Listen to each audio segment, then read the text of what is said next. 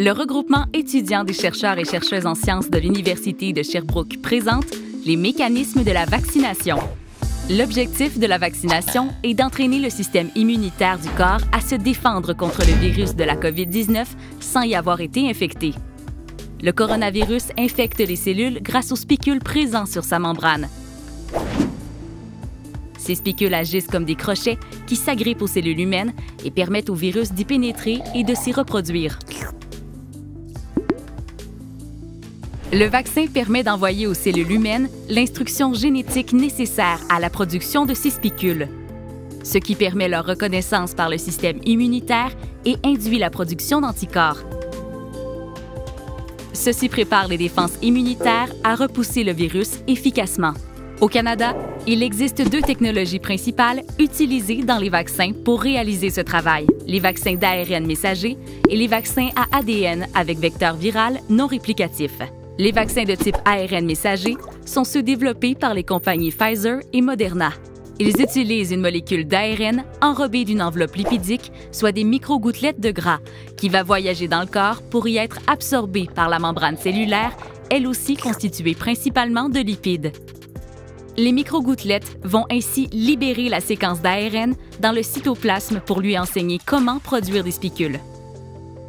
Les vaccins à vecteur viral non réplicatif sont ceux développés par les entreprises AstraZeneca, Johnson & Johnson et Gamaleya.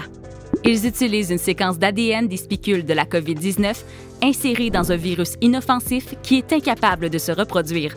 Une fois injecté, ce virus est absorbé par la cellule humaine et l'ADN qu'il contient est transféré au noyau. Ce fragment d'ADN reste isolé du génome humain et se dégrade par la suite. La cellule utilise ensuite sa propre machinerie pour générer des séquences d'ARN qui permettront la production de spicules.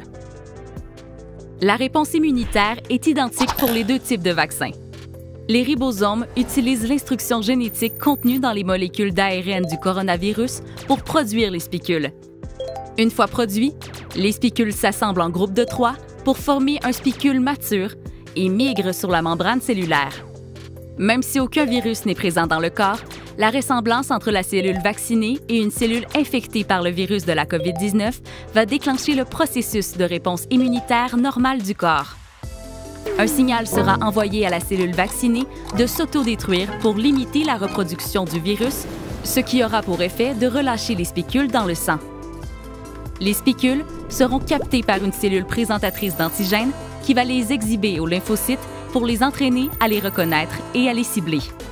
Exposés aux spicules, les lymphocytes se spécialisent pour défendre le corps et produisent alors des anticorps qui viennent se coller aux spicules, ce qui, en cas d'une réelle infection, empêchera le coronavirus de pénétrer les cellules humaines. Le corps possède maintenant une mémoire immunologique qui lui permet de répondre beaucoup plus rapidement et efficacement à une éventuelle infection de la COVID-19. Pour plus d'informations concernant les mécanismes des vaccins, veuillez consulter le québec.ca/santé.